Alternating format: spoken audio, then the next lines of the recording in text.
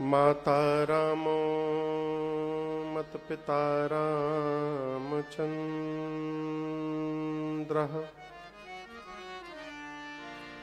स्वामी रामो मत सखा रामचन्द्रः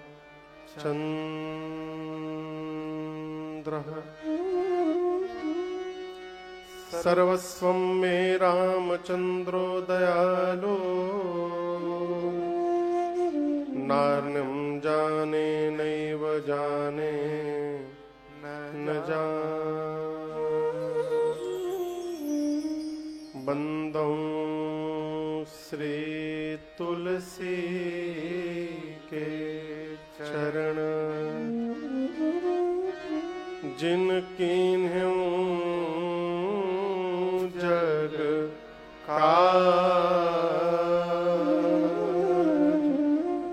कलि समुद्र बूढ़त लखें प्रगट्यों सप्त जहाज। सिया राम मैं सब जग जानी करो प्रणाम जोरी जोग पानी।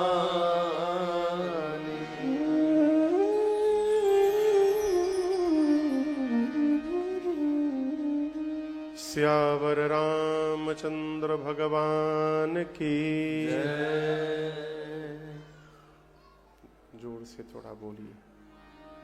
श्री बाल कृष्ण भगवान की जय। उमापति महादेव की जय। पवन सुत हनुमान की जय। पूज्यपाद गोस्वामी तुलसीदास जी महाराज की जय। श्री रामचरितमानस भगवान की जय। नमः पार्वती पतये हर हर महादेव।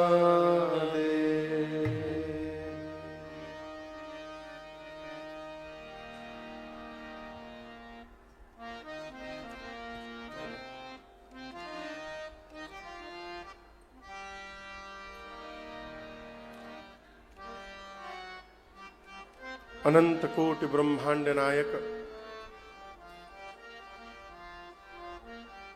परात्पर ब्रह्म परम पिता परमेश्वर भगवान श्री राघवेंद्र सरकार के चरणों में बारंबार वंदन।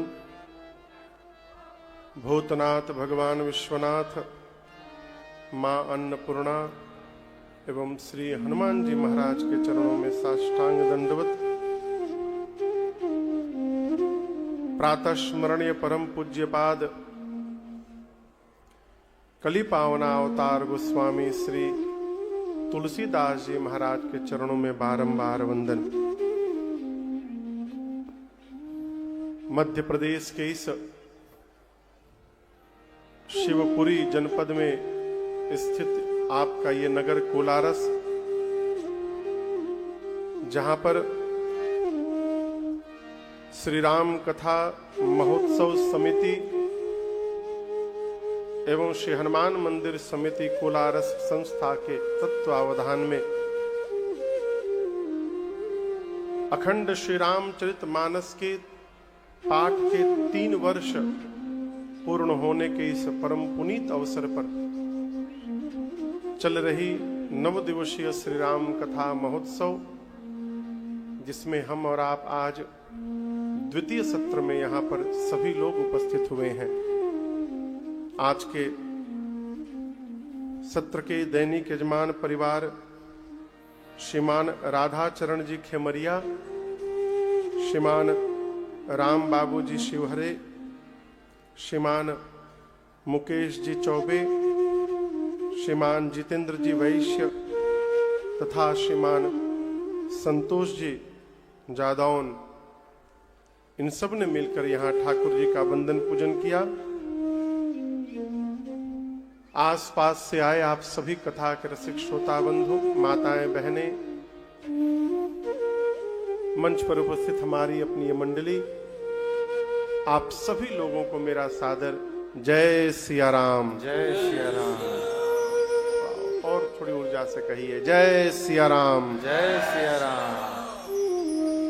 कल प्रथम सत्र में हमने और आपने श्री राम कथा की महिमा को गाया, मानस के घाट को श्रवण किया, किस घाट पर कौन वक्ता है, कौन श्रोता है और उस घाट का भाव क्या है। गोस्वामी तुलसीदास जी महाराज श्री रामचरितमानस में 7 कांड लिखे। कितने कांड? 7। बाल कांड से प्रारंभ कर उत्तर कांड तक। और इसीलिए ऐसा प्रतीत होता है कि बाल कांड के प्रारंभ में गोस्वामी जी ने प्रत्येक कांड को स्मरण करके 7 श्लोक लिखे। पहले श्लोक में गणपति भगवान और मां सरस्वती को वंदन किया है। वर्णानाम अर्थ संघानाम रसानाम छंदसामपि मंगलानाम च कर्तारौ वंदे वाणी विनायको। सरस्वती जी की वंदना किए, भगवान शिव और मां पार्वती की वंदना किए, शिव जी को गुरु स्वरूप वंदन किया, वाल्मीकि जी और श्री हनुमान जी महाराज को वंदन किया, श्री सीताराम जी को वंदन किया है। फिर आगे बढ़कर गोस्वामी जी ने गुरु चरण रज की वंदना की है। बंदौ गुरुपद पदुम परागा सुरुचि सुबास सरस अनुरागा अमी अमूरिमय चूरन चारु समन सकल भव रुज परिवार। वंदना क्रम में गोस्वामी जी ब्राह्मणों की वंदना करते हैं, संत समाज की वंदना करते हैं, असंतों की भी वंदना करते हैं, भगवान के परिकर समाज की वंदना करते हैं और राम जी के नाम की वंदना करते हैं। सबको वंदन करने के बाद कल आपसे मैंने निवेदन किया था, मानस में कितने घाट हैं? 4। गोस्वामी तुलसीदास जी शरणागति घाट पर कथा प्रारंभ किए, सबको वंदन किए और कथा को सीधे कर्मकांड घाट पर लेकर गए, जहां से आज की कथा प्रारंभ होगी। आइए पहले चौपाइयों को सुनते हैं, गाते हैं, फिर आगे प्रवेश करेंगे। बाबा कहते हैं, भरद्वाज मुनि बसहि प्रयागा,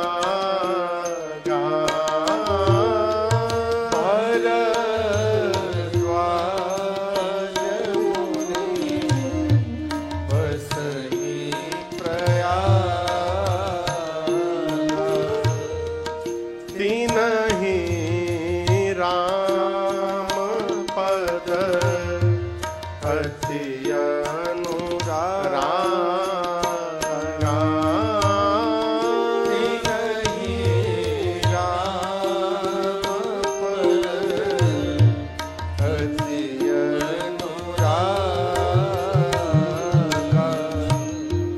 तापस समदम दया निधाना, तापस समदम दया निधाना, परमारथ पथ परम सुजाना, परमारथ पथ परम सुजाना,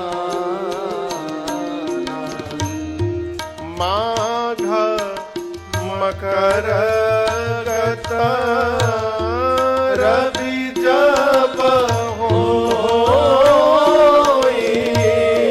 माघ मकर गत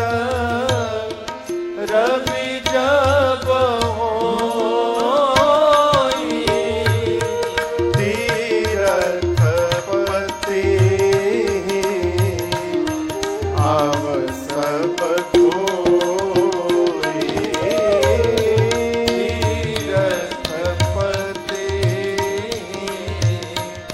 आव सब कोई तीरथ पते, आव सब कोई तीरथ पते, आव सब कोई। गोस्वामी जी कहते हैं कि तीर्थराज प्रयाग में एक मुनि रहते हैं जिनका नाम है भरद्वाज। क्या नाम है? भरद्वाज। परिचय क्या दिया? तीन ही राम पद अति अनुरागा। गोस्वामी जी परिचय देते हैं कि श्री भरद्वाज जी राम जी के चरणों में अति प्रेम रखते हैं। क्या रखते हैं? प्रेम। ये परिचय नहीं दिया कि इनके इतने आश्रम है, इतने कमरे का आश्रम है, यहां यहां संपत्ति बनाया है, ये परिचय नहीं दिया। क्या परिचय दिया? ये राम जी को बहुत प्रेम करते हैं। और समझिएगा, मनुष्य का शरीर प्राप्त करके और समाज में यदि कोई ये कहने लगा कि ये रघुनाथ जी के भगत है, तो इससे सुंदर किसी व्यक्ति का दूसरा कोई परिचय नहीं हो सकता है। प्रयाग में रहते हैं, तपस्वी हैं, सम दम से संपन्न है। शायद आपको पता हो, प्रयाग में प्रत्येक वर्ष मेला लगता है। पता है आपको? किस महीने में लगता है? माघ महीने में। उसको माघी मेला भी कहते हैं। यहां से भी लोग जाकर के वहां एक महीना कल्पवास करते होंगे। पूरे देश से लोग आते हैं। ऋषि मुनि महात्मा जाकर वहां रहते हैं, सत्संग में भाग लेते हैं, त्रिवेणी जी में स्नान करते हैं। एक महीने। एक बार सारे महात्मा एक महीना रहने के बाद जब प्रयाग से अपने अपने आश्रम वापस जाने लगे, तो उन महात्माओं में एक मुनि है जिनका नाम है श्री याज्ञवल्क्य जी। परम विवेकी हैं याज्ञवल्क्य मुनि। जब वो जाकर भरद्वाज जी से विदा मांगे कि मुनिवर हमको विदा करिए, तो भरद्वाज जी उनके पांव को पकड़ के बैठ गए। कहे प्रभु सब तो जा रहे हैं, आप न जाइए। अभी बरबस रोका, आश्रम में ले जाकर बिठाया, पूजन किया, और पूजन करने के बाद हाथ जोड़कर बोले, मुनिवर नाथ एक संशय बड़ मोरे। बोले मुनिवर मेरे मन में एक संशय है। क्या है? बोलिए। संशय। याज्ञवल्क्य मुनि बोले कहिए क्या संशय है? बोले यही तो बात है, मैं जानता हूं कि मेरे संशय को आपको छोड़कर कोई समाप्त नहीं कर सकता, इसलिए मैंने केवल आपको रोका। लेकिन ये जानते हुए भी मैं आपसे आज संशय प्रकट नहीं कर पा रहा हूं। क्यों? तो मुझे भय और लज्जा आ रही है। कह तसु मोहि लागत भय लाजा। याज्ञवल्क्य ऋषि बोले भय और लज्जा किस बात की? संशय है तो कहिए। भरद्वाज जी बोले मुनिवर लज्जा इस बात से आ रही है कि कहीं मेरे प्रश्न को सुनकर आपको मेरे गुरुदेव के ज्ञान पर संशय न हो जाए। मैं प्रातः स्मरणीय परम पूज्य श्री वाल्मीकि ऋषि का शिष्य हूं। भरद्वाज जी के गुरु जी कौन है? श्री वाल्मीकि ऋषि। कहते मेरे प्रश्न को सुनकर कहीं आप ये न सोचने लगे कि इतने बड़े महात्मा के शिष्य होने के बाद भी इनको इतनी छोटी सी बात नहीं मालूम है। कहीं आपको ये संशय न हो जाए गुरुदेव भगवान के ज्ञान पर, इसलिए लज्जा आ रही है। और भय किस बात का? कहीं मेरे प्रश्न को सुनकर आप ये न सोच बैठे कि कहीं मैं आपकी परीक्षा तो नहीं ले रहा हूं, इस बात से भय लग रहा है। याज्ञवल्क्य जी बोले लज्जा और भय दोनों का त्याग करिए, और जो प्रश्न करना है प्रश्न करिए मुझसे। पता है आपको भरद्वाज जी ने क्या प्रश्न किया है? पता है? भरद्वाज जी प्रश्न करते, मुनिवर राम कवन प्रभु पूछऊं तो ही। क्या प्रश्न किया? बोलिए। राम कवन, कवन मतलब कौन है? ये राम जी कौन है? एक राम को मैं भी जानता हूं, अयोध्या के महाराज दशरथ के पुत्र राम। उनकी कीर्ति तीनों लोक में फैली है। उनकी पत्नी सीता का हरण हुआ, राम जी को क्रोध आया और युद्ध में जाकर रावण का अंत कर दिया उन्होंने। इन राम जी को तो मैं जानता हूं। याज्ञवल्क्य ऋषि बोले जब जान रहे तो पूछ क्या रहे हैं? भरद्वाज जी बोले मैं पूछना चाहता हूं कि जिन राम जी को मैं जानता हूं, क्या शंकर जी भी उन्हीं राम जी का नाम जपते हैं?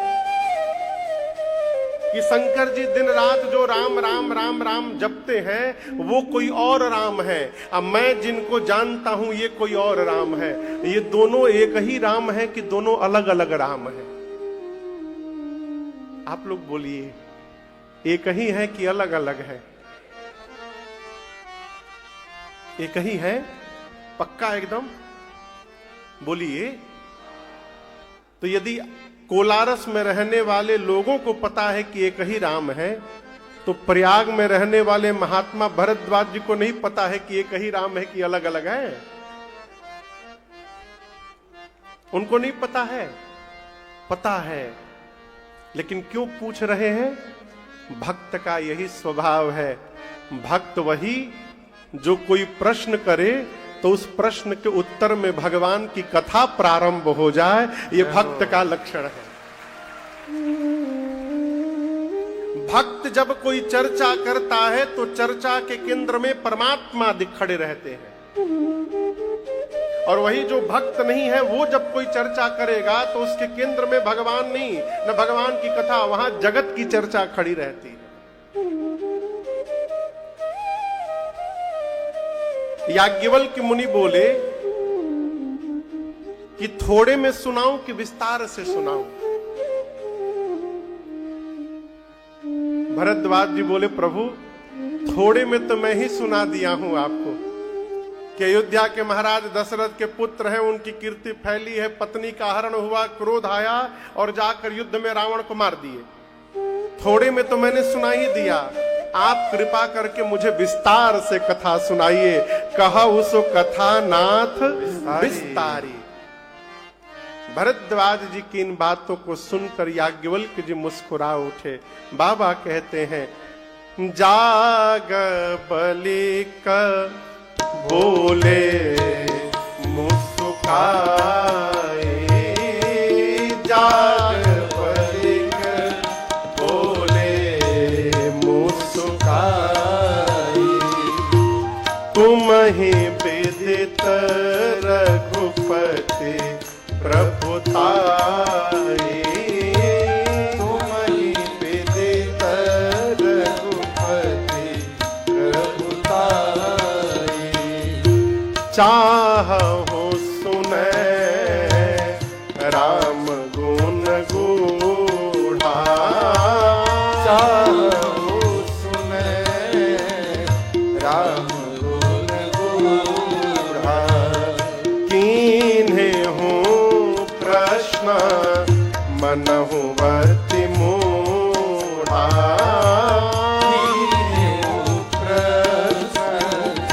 मनहु वर्ति मूढ़ा, तात सुनहु सादर मन लाए, बात सुनबो सादर मन लाए, कहूँ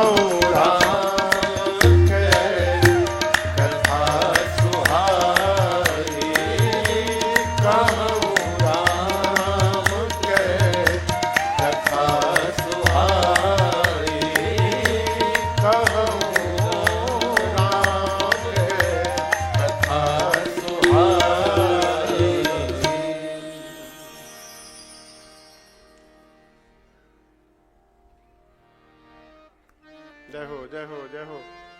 हमारे बड़े प्रिय लाहार के विधायक बड़े भैया श्रीमान अम्बरीश शर्मा जी, गुड्डू भैया जी यहाँ पर आए, बहुत बहुत स्वागत भैया।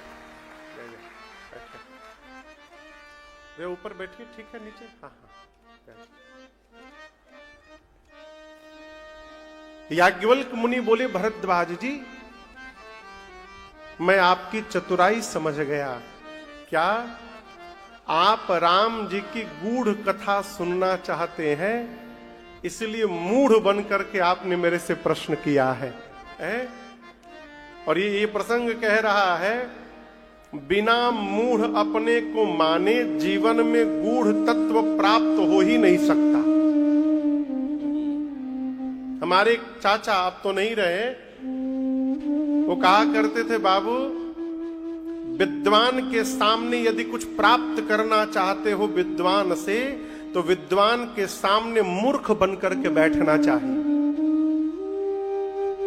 अपने से श्रेष्ठ के आगे यदि विद्वान बनकर के बैठिएगा तो कुछ प्राप्त होने वाला नहीं है। याज्ञवल्क्य मुनि बोले, भरद्वाज जी मैं आपकी चतुराई समझ गया, जान गया, आप राम जी की कथा सुनना चाहते हैं। कथा तो मैं अवश्य सुनाऊंगा, परंतु बीच में एक दूसरी कथा सुनाता हूं। और कथा को लेकर याज्ञवल्क्य मुनि त्रेता युग में गए। कौन सी युग में? त्रेता युग में। बोले एक बार त्रेता युग में भगवान शंकर अपनी अर्धांगिनी मां सती जी के साथ कैलाश से नीचे उतरे और दंडकारण्य में अगस्त्य मुनि के आश्रम पर राम जी की कथा सुनने गए। आप कल्पना करिए, आपके घर का दरवाजा सवेरे सवेरे नॉक हुआ, बजा, आप जाकर घर का गेट खोलें और सामने साक्षात शंकर भगवान दिखाई पड़ जाए, क्या गति होगी हो? बोलिए, आप बात करने लायक रहेंगे? पागल हो जाएगा जीव। दिमाग ठीक तभी तक है जब तक भगवान न मिले हैं। भगवान मिलने के बाद जीव पागल हो जाएगा। घर वाले तो उसको पागल घोषित कर ही देंगे। और पागल कौन? जो भगवान को पा करके और उन्हीं में गल गया है, वो पागल है। प्राप्त करके उन्हीं में विलीन हो जाए, वो पागल है। अगस्त्य मुनि ने देखा कि सामने भगवान शिव मां सती के साथ खड़े हैं, आनंद में नाचने लगे। शंकर भगवान बोले, मुनिवर हम लोग रस परिवार राम कथा सुनने आए हैं आपसे।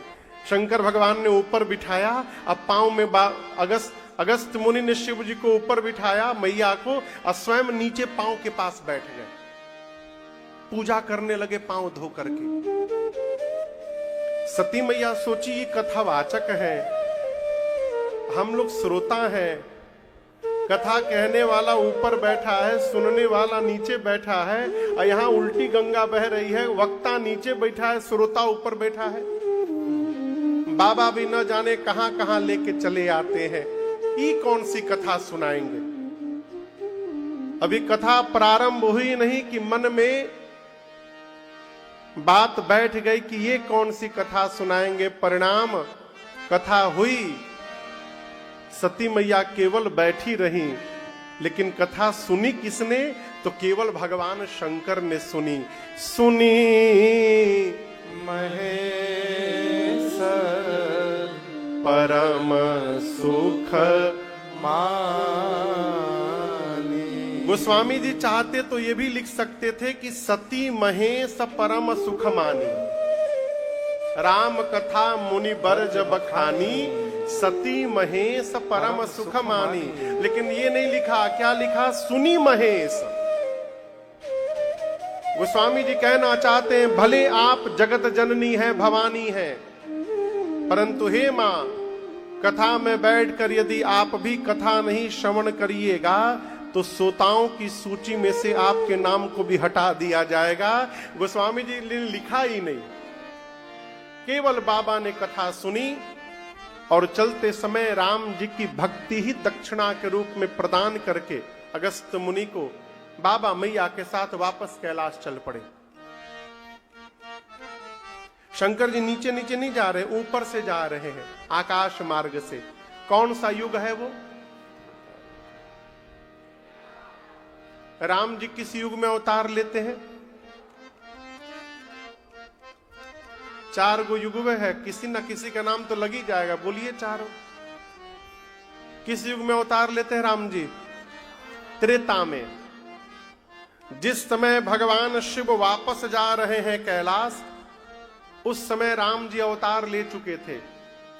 अवतार लेकर उसी दंडकारण्य के पंचवटी में राम जी बैठे हैं। शंकर भगवान कैलाश जा रहे हैं और उनके निकलने के थोड़ी देर पहले रावण सीता मैया को लेकर लंका चला गया, लीला में नीचे।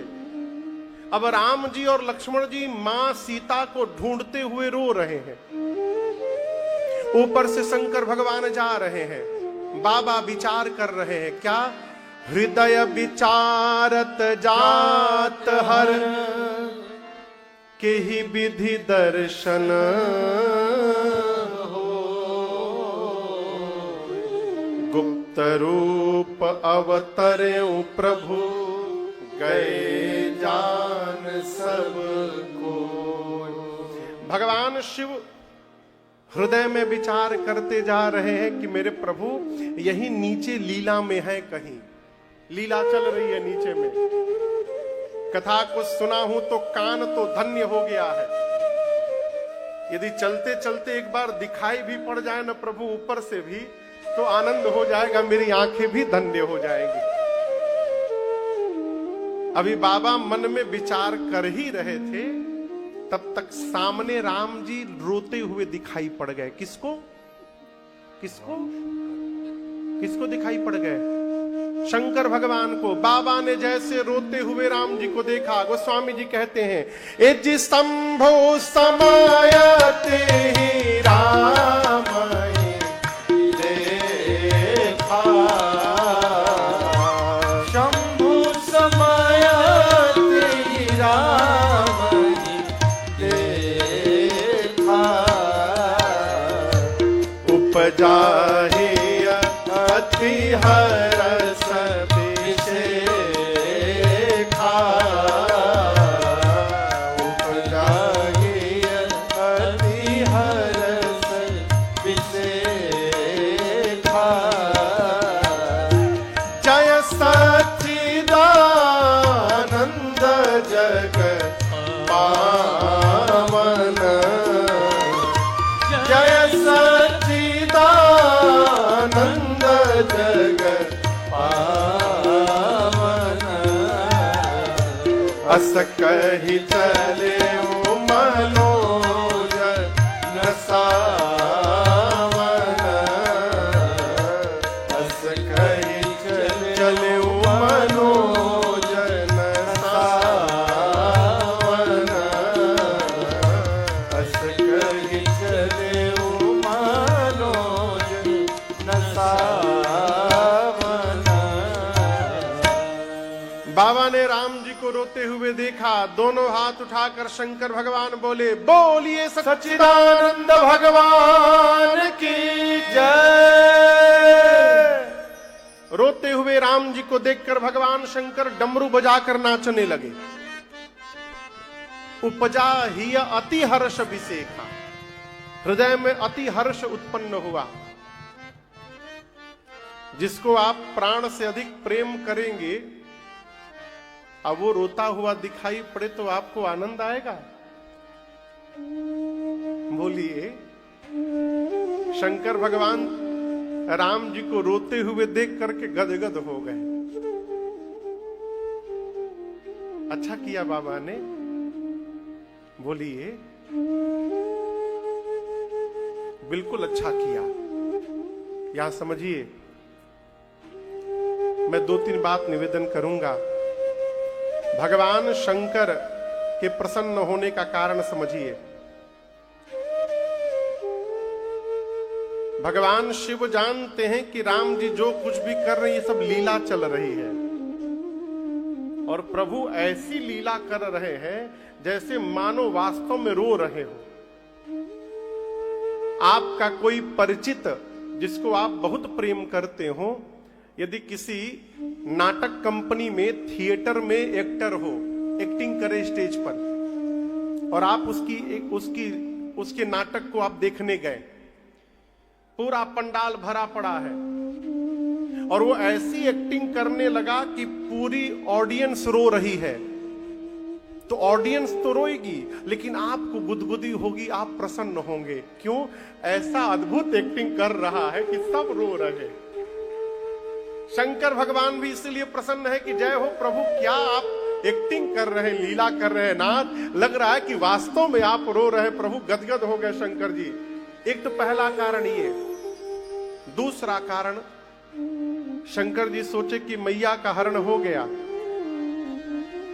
सुबह सुबह के 8 बजे हैं, अभी राम जी आगे बढ़ेंगे, अभी जटायु जी से 10 बजे मिलेंगे, उनको गति देने के बाद आगे बढ़ेंगे तो 1 बजे तक शबरी जी के पास पहुंच जाएंगे, वहां थोड़ा भोजन वोजन होगा, कंदमूल फल पाएंगे, फिर 2-3 बजे के आसपास वहां चलेंगे तो 4 बजे पंपा सरोवर पहुंचेंगे, वहां से आगे बढ़ेंगे तो ऋष्यमुख पर्वत पहुंचेंगे, और हनुमान जी को सुग्रीव पता लगाने के लिए राम जी के पास भेज देंगे। शंकर भगवान बोले, मैं ही तो हनुमान बन के गया हूं नीचे, यानी आज भगवान से मिलने का समय आ गया है। इसकी कल्पना करके बाबा गदगद हो गए। बोले सच्चिदानंद भगवान की जय हो। किसकी जय हो?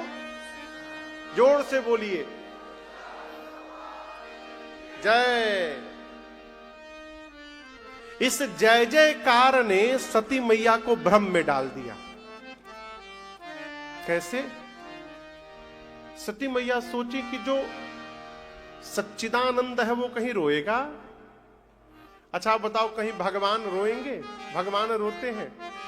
मनुष्य अपना दुखड़ा लेकर मंदिर में गया भगवान से कि भगवान मेरा दुख दूर करेंगे, और जाके देखे कि भगवाने बैठ के रो रहे हैं, तो भगवान से क्या बोलेगा हो अपना दुख है? सती मैया सोची, यदि ये भगवान होते तो इनको पता नहीं रहता कि मेरी पत्नी कहां पर है। भगवान तो सब जानते हैं, ये भगवान नहीं हो सकते।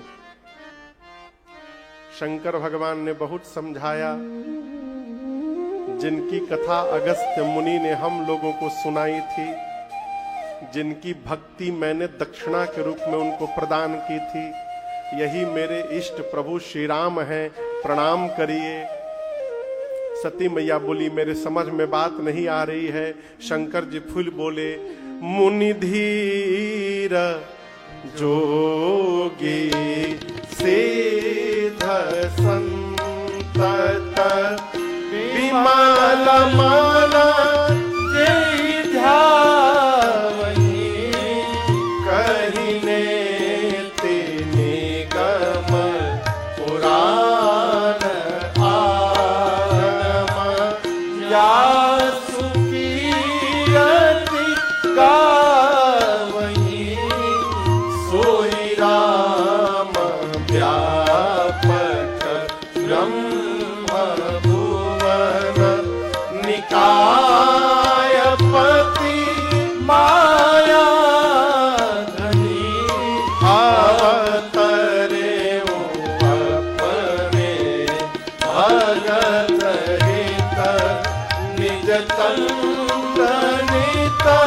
रघुकुल मणि अवतरे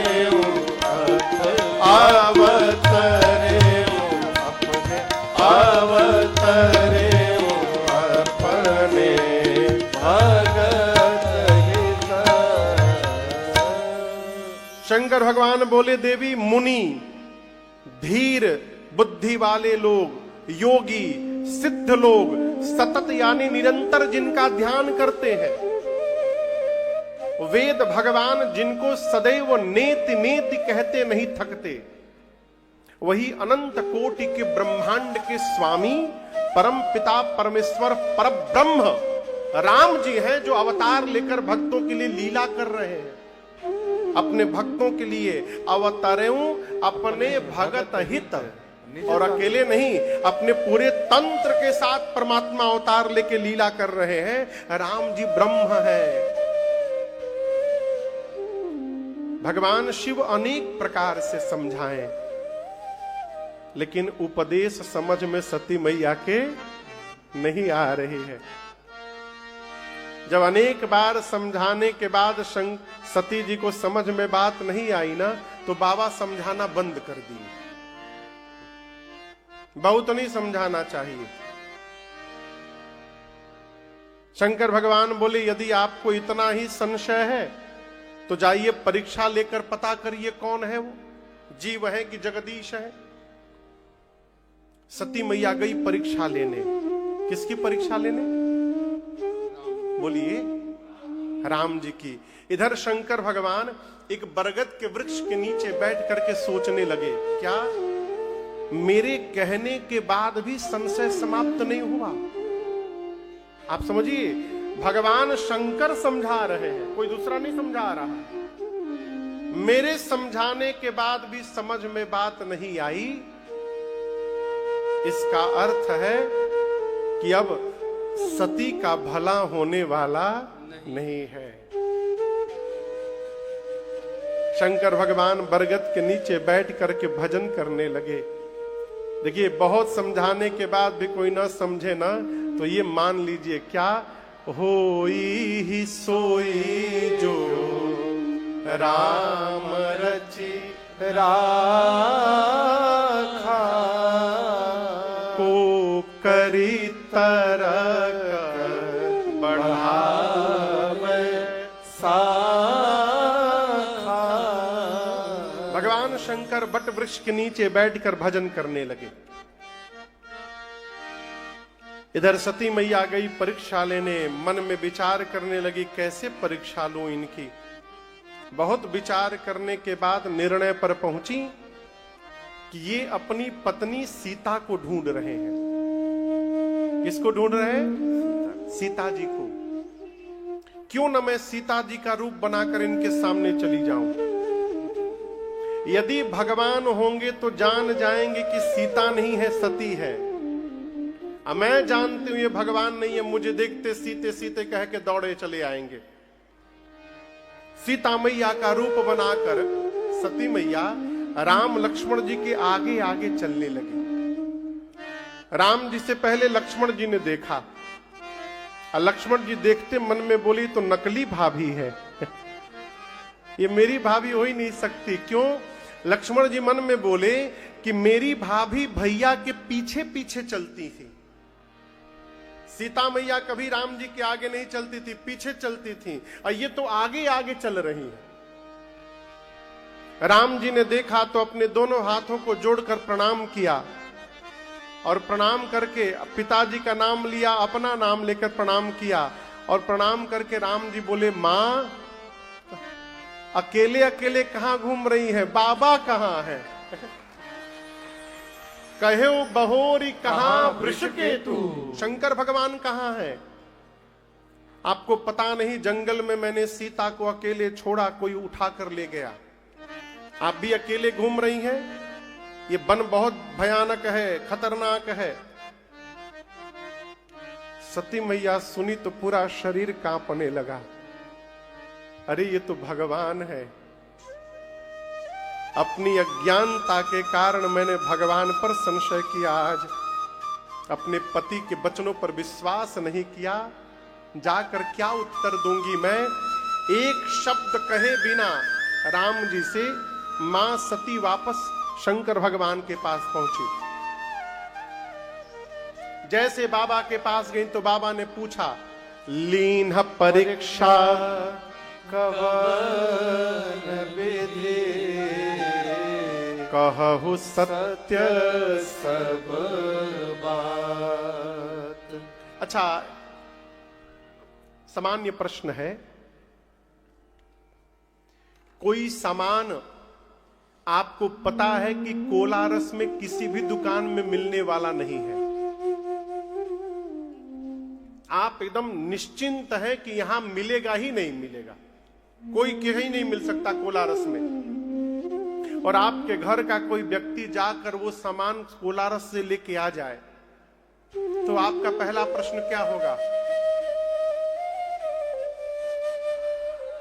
हाँ, कहां से लेकर चले आए? ये नहीं पूछिएगा कि कितने दाम में लाए, सस्ता लाए कि महंगा लाए। पहला प्रश्न क्या होगा? अरे तुम लाए तो लाए कहां से, पहले ही बताओ। सती मैया शंकर भगवान के पास गई तो बाबा ने ये नहीं पूछा कि परीक्षा किया कि नहीं किया। शंकर भगवान बोले मुझे पहले विधि बताओ, किस विधि से तुमने परीक्षण किया।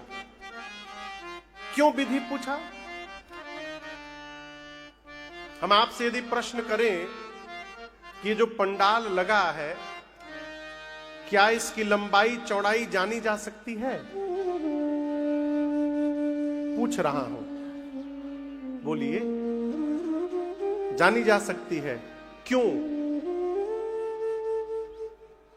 इसकी लंबाई चौड़ाई क्यों जानी जा सकती है? बताइए।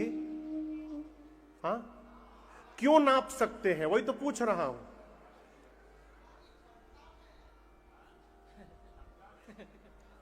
मैं उत्तर दे रहा हूं, आप सही बोले, पहुंच गए हैं वहीं तक, थोड़ा सा बचा है पहुंचने में। इस पंडाल के प्रारंभ का पता है और अंत का पता है। जिसके प्रारंभ का पता हो और जिसके अंत का पता हो, उसको जाना जा सकता है। भगवान के न प्रारंभ का पता है न भगवान के अंत का पता है, उनको कैसे जाना जाएगा हो? और उस अनंतानंत परमात्मा का परीक्षण करने मां सती गई है। शंकर भगवान इसी में परेशान है कि वो प्रोसेस कौन सा है जिससे भगवान की परीक्षा होगी। इसलिए सती मैया आई तो बाबा नहीं पूछे कि आपने किया कि नहीं किया, प्रोसेस बताइए। लीन परीक्षा कवन विधि कहु सत्य सब बात। सती मैया तो सत्य बताना चाहती थी, लेकिन हम आपको बतावें, जिस माया का रूप बनाकर मां राम जी के सामने गई थी, उसी माया ने सिर पर अपना आसन जमा लिया था, और उस माया ने सती मैया के मुख से झूठ कहलवा दिया। क्या कहा सती जी ने? कछु ना परीक्षा लीन गोसाई, कछु न परीक्षा लीन गोसाई, कीन्हा प्रणाम तुम्हारी ही नाई, कीन्हा प्रणाम तुम्हारी ही नाई। तब शंकर देखेउ धरि ध्यान, तब शंकर देखेउ धरि ध्यान, सती दुखीना चरित सब जाना, सती दुखीना चरित सब जाना, सती दुखीना चरित सब जाना।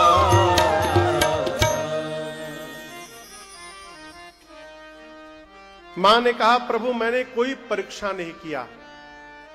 शंकर भगवान ने कहा फिर क्या किया? सती मैया बोली जो आपने किया। क्या? आप जैसे दूर से उनको प्रणाम कर लिए थे, उसी प्रकार मैं पास नहीं गई, दूर से प्रणाम करके चली आई। शंकर भगवान मन में सोचे इम्पॉसिबल, हो नहीं सकता। इतना समझाया, समझ में बात नहीं आई। रास्ते में अपने आप समझ के चली आई। बाबा ध्यान में गए और ध्यान में जाकर भगवान शंकर ने सब देखा। क्या देखा? कि सती कीन्ह सीता कर वेशा।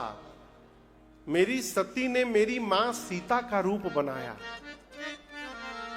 और आपको बताऊं, इतना कुछ होने के बाद भी भगवान शंकर मां सती का अपराध नहीं मानते। गुड्डू भैया कहते हैं सती जी का कोई अपराध नहीं है, ये राम जी की माया ने मेरी सती से झूठ कहलवाया है, मेरी सती ने मेरे से झूठ नहीं कहा है। ये राम जी की माया ने किया है सब। लेकिन समस्या क्या है जानते हैं?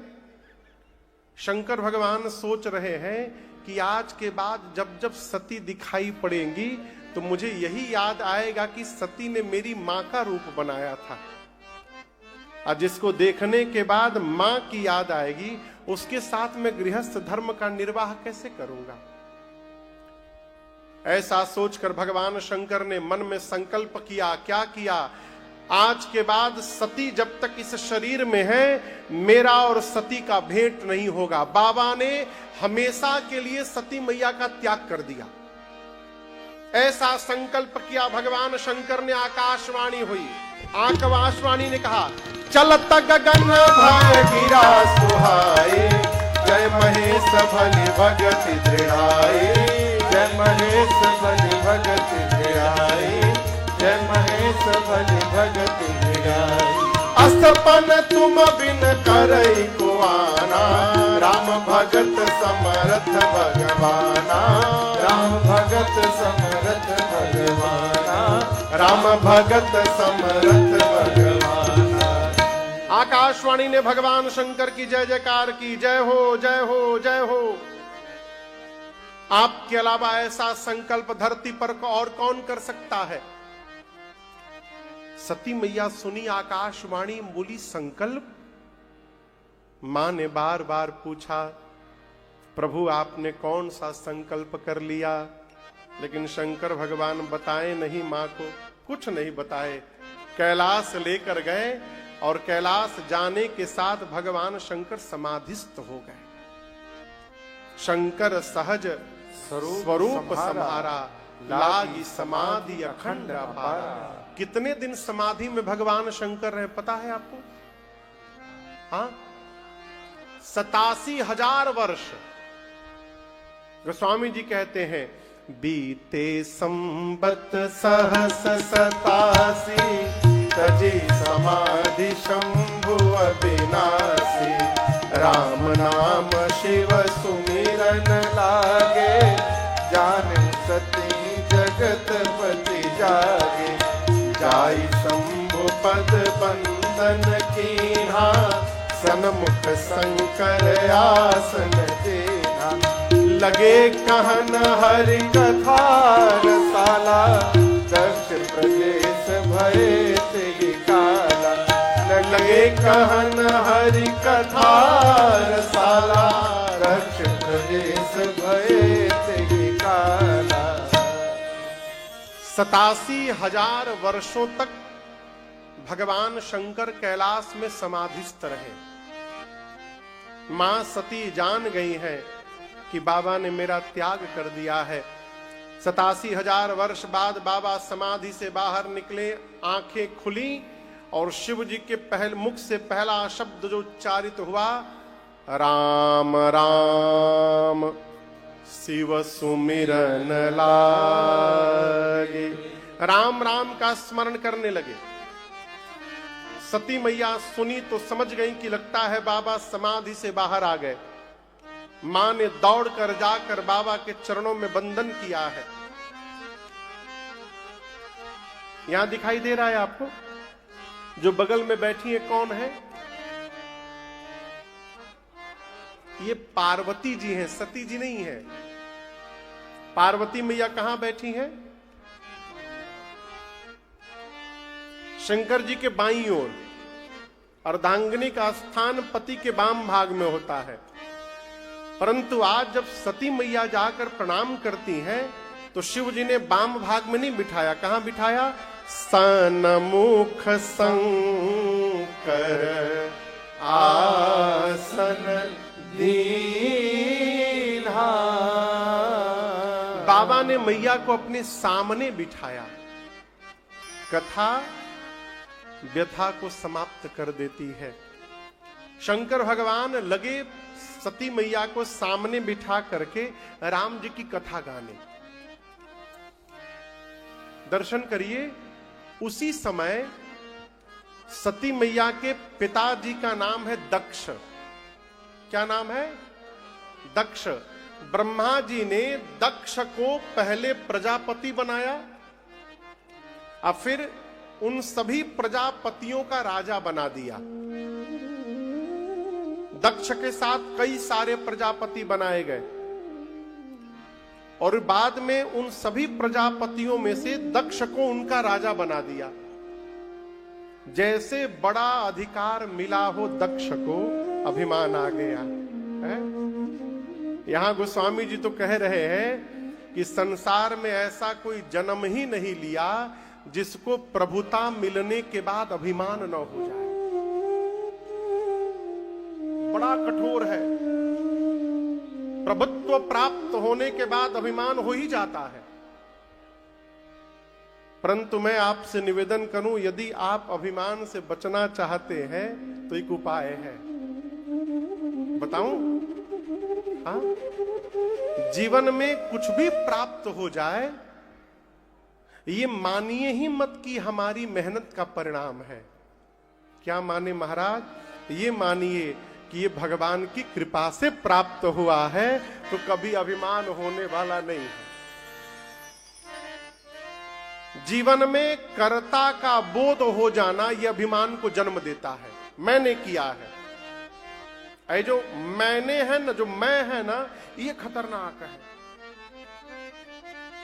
कई आदमी को देखिए, मैं बकरा नियर जगने से लेकर सोते समय तक मिमियात रहते हैं। जहां बैठे नहीं कि मैं शुरू हो गया।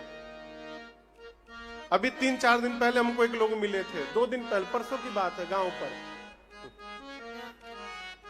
लगे बताने ऐसा वैसा, ये वो, ये मेरा चेला, वो मेरा चेला, ऐसा हुआ वैसा हुआ। हम चुपचाप सुन रहे थे। मैं से बचिए, ये मैं अभिमान देता है। आप जो दिन भर मैं कहते हैं, एक संत हुए प्रातः स्मरण पूज्य श्री भिक्षु जी महाराज, हरिद्वार में, गुडबैया। उनका नाम था गीतानंद जी महाराज, उपनाम था भिक्षु। आज भी उनका आश्रम है गीता कुटीर हरिद्वार में। सप्त सरोवर मार्ग में आगे बढ़िएगा, वहां भैया अखंड भंडारा चलता। अखंड रात को 12 बजे आप लोग 500 लोग पहुंच जाइए, भोजन मिल जाएगा बिना पैसे में। उनका काम ही भंडारे का। महाराज जी तो है नहीं, लेकिन संस्था में भंडारा चलता है। क्यों भंडारा चलता है? एक जगह जब गीतानंद जी ऐसे आश्रम नहीं था, तो एक जगह भंडारा चल रहा था, भोजन करने बैठ गए। तो जो भंडारा करा रहा था, हाथ पकड़ के बाहर उठा के निकाल दिया। कहा भिखारी कहीं का चला आया भोजन करने, और तो महात्मा आदमी।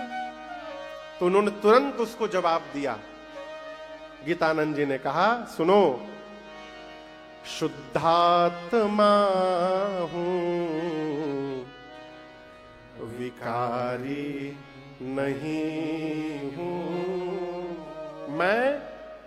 तुमने मुझे भिखारी कहा, मैं शुद्धात्मा हूं, विकारी नहीं हूं। शुद्धात्मा हूं,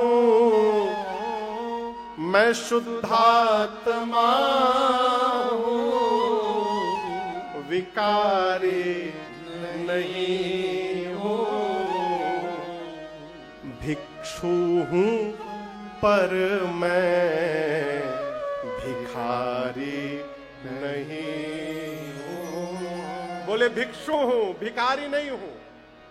और उसके बाद उन्होंने गीता कुटीर का स्थापना की हरिद्वार में, अखंड भंडारे की सेवा। हमको लगता है हम बोल रहे हैं, लेकिन हम नहीं बोलते, हमारे भीतर से हमारा परमात्मा बोलता है। और जब पता चलता है हम बोल रहे हैं, यही अभिमान को जन्म देता है। मां सती के पिता को ब्रह्मा जी ने दैसे बड़ा अधिकार दिया, दक्ष को अभिमान हो गया, और उस अभिमान के कारण दक्ष ने भगवान शिव को अपमानित करने के लिए यज्ञ की रचना की। अब आप कहेंगे शंकर जी तो उनके दामाद हैं, तो भला दामाद को क्यों अपमानित करना? इसलिए कि वो शंकर भगवान को शत्रु मानते थे अपना। एक बार ब्रह्मा जी की यहां सभा थी, दक्ष गए तो सभी ने, देवताओं ने उठकर प्रणाम किया उनको। ब्रह्मा विष्णु महेश खड़े नहीं हुए। दक्ष को यह नहीं दिखाई दिया कि सबने प्रणाम किया, क्या दिखाई दिया? 3 लोगों ने नहीं किया।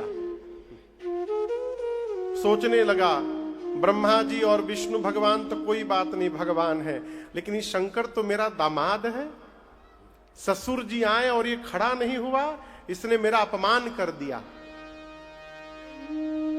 लेकिन आप याद रखिएगा, कोई किसी का अपमान नहीं करता है। सम्मान की भूख लेकर जब समाज में घूमिएगा तो जहां जाइएगा अपमानित होकर के लौटिएगा। कथा चल रही है, आप घर से चले, पहले मूड बना लिए कि हम तो जाएंगे, हमारे लिए अलग से एक सोफा लगा रहेगा। यहां आने पर सोफा छोड़िए, पीछे बैठना पड़ा। अब कहे समिति वालों ने मेरा अपमान कर दिया। अरे कहां अपमान कर दिया? सपना किसने देखा था सोफा पर बैठने का? आपने देखा था, तो आपने अपना अपमान किया है। सम्मान की भूख ही अपमानित कराती है। कथा कह रही है, आनंद में रहिए, सम्मान हुआ परमात्मा की कृपा है, नहीं हुआ हम तो सोचे ही नहीं थे, आनंद में है। यज्ञ की रचना की दक्ष ने, सबको बुलाया, छोड़ ब्रह्मा विष्णु महेश। देवता अपनी अपनी देवियों के साथ जाने लगे यज्ञ में। लेकिन हम बतावें,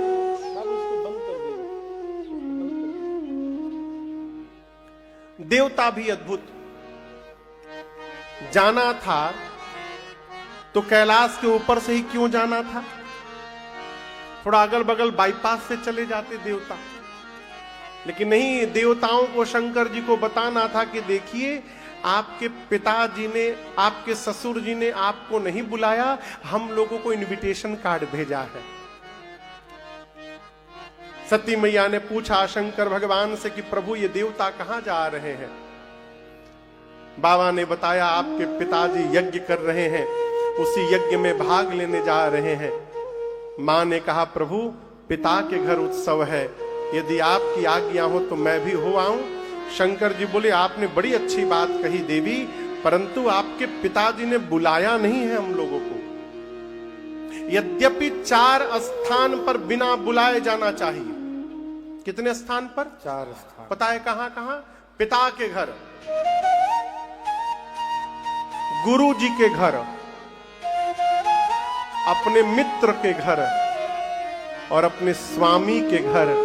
इन 4 जगह से निमंत्रण नहीं ढूंढना चाहिए, यहां बिना बुलाए जाना चाहिए। न निमंत्रण न आमंत्रण, दोनों एक ही है ना? अलग अलग है। निमंत्रण और आमंत्रण दोनों अलग अलग है। लोग कार्ड पे लिखते हैं आपका सादर आमंत्रण है, सादर निमंत्रण है। इसका मतलब जानते हैं? आमंत्रण का मतलब है हम आपको बुला रहे हैं, समय हो तो आइएगा, नहीं आइएगा तो भी चलेगा। आमंत्रण का मतलब है, लोग लिखते हैं ना सादर आमंत्रण। आमंत्रण का मतलब है हम बुलाने आए हैं, आपको कार्ड दे रहे हैं, आइएगा तो ठीक है, आ जाइएगा, अगर नहीं आइएगा तो भी हमको टेंशन नहीं होगा, कोई बात नहीं। निमंत्रण का मतलब है हम आपको बुलाने आए हैं, हम ये नहीं सुन सकते कि आपके पास समय नहीं है। आपको किसी भी प्रकार समय निकाल कर हमारे दरवाजे आना है, इसको निमंत्रण कहते हैं। तो दक्ष ने निमंत्रण भेजा है देवताओं के पास, शंकर जी के पास निमंत्रण तो छोड़िए, आमंत्रण भी नहीं आया। बाबा बोले 4 जगह बिना बुलाए जाना चाहिए देवी, परंतु यदि अपमानित करने के लिए नहीं बुलाया गया है तो वहां जाने पर कल्याण होने वाला नहीं है। शंकर भगवान फिर समझाए सती मैया को, मैया फिर नहीं मानी बात। अंत में अपने मुख्य गणों को देकर शंकर भगवान ने मां सती को विदा कर दिया। कई लोग इसी में परेशान हैं कि हमारी घर में कोई सुन ही नहीं रहा है। आप कहां टेंशन में हैं? शंकरे जी के घर में नहीं सुनी जा रही है, आप क्यों टेंशन ले रहे हैं? कोई जितना सुन रहा है, हमारे महाराज जी कहते हैं बाबू, यदि परिवार में कोई 70% भी आपके कहने में जी रहा है, आप उसको 100% मानिए, 100% मानिए। खोजिएगा तो दुखी हो जाइएगा। बाबा ने मैया को विदा किया। पिता के घर जब मां सती पहुंची, किसी ने उनकी ओर देखा तक नहीं, केवल उनकी मां ने दौड़कर गले लगाया। सती मैया मिली, यज्ञ मंडप की परिक्रमा लगाने गई। अब परिक्रमा लगाते समय मां की दृष्टि गई कि मंडप में यज्ञ के सभी देवताओं को बुलाकर स्थान दिया गया है, छोड़ मेरे पति को। पिता के घर में पति का अपमान मां सती बर्दाश्त नहीं कर पाई। गोस्वामी जी कहते मां का पूरा शरीर क्रोध में भड़क उठा। मां दपट पड़ी। मां ने कहा, हे देवगण, हे ऋषिगण, मुनिगण, ध्यान से सुनिएगा। इस मंडप में बैठकर आप में से जिसने जिसने मेरे पति की निंदा की है अथवा बैठकर कान से निंदा श्रवण किया है, आप सबको दंड मिलेगा। मर्यादा कहती है जिस सभा में संत की, भगवान श्री हरि की और शंभु की निंदा हो रही हो, यदि तुम वहां पर खड़े हो, उसी समय निंदा करने वाले की जिह्वा काट दो। यदि शक्ति नहीं है तो कान बंद करके सभा से चले जाओ। मेरे पति केवल मेरे पति नहीं है, शंकर जगत के पिता हैं, और आज इस मंदमती मेरे पिता ने मेरे पति का अपमान किया है। आज के बाद मैं इसकी बेटी के रूप में जीवित नहीं रहूंगी। इतना कह के सती मैया ने दाहिने पांव के अंगुष्ठ से योगाग्नि को प्रज्वलित कराकर और मां ने अपने आप को जलाकर भस्म कर दिया। मां ने अपने आप को जलाकर भस्म कर दिया। हाहाकार मच गया हो पूरी सभा में। नारद जी ने जाकर भगवान शंकर को बताया। बाबा इतने आवेश में आए, अपनी जटा से केश निकालकर धरती पर पटके हैं। वीरभद्र प्रकट हुए। शंकर भगवान ने वीरभद्र को कुपित करके भेजा है। आकर वीरभद्र ने सबसे पहले जो यज्ञ के आचार्य थे उनकी दाढ़ी नोची। उसके बाद किसी का पीठ तोड़ा, किसी का पांव तोड़ा, किसी का आंख फोड़ा। दक्ष के सर को पकड़ा, हाथ से घुमाया और धड़ से सर को उखाड़कर ले जाकर यज्ञ के कुंड में यज्ञ की पूर्णाहुति कर डाली। पूरा यज्ञ रुद्र गणों ने विध्वंस कर डाला। इधर सती मैया मरने से ठीक पहले, प्राण निकलने वाला है मां का, उसके ठीक पहले राम जी से वरदान मांगी। किससे मांगी? बोलिए। राम जी से क्यों मांगी? शंकर जी से क्यों नहीं मांगी? मां जानती है कि शंकर जी मेरा त्याग कर चुके हैं, मुझे स्वीकार नहीं करेंगे। दूसरा कारण, मां जानती है कि मैंने परीक्षा राम जी की ली थी, इसलिए जब तक राम जी क्षमा नहीं करेंगे शंकर जी क्षमा करने वाले नहीं हैं। तीसरा कारण, मां जानती हैं कि शंकर जी राम जी के कहने में रहते हैं। जो राम जी कह देंगे शंकर जी मना करने वाले नहीं है उसको। इसलिए सती मैया ने राम जी से वरदान मांगा मरते समय। कहा प्रभु, मर्यादा कहती है कि मरने वाले की अंतिम इच्छा पूरी की जाती है।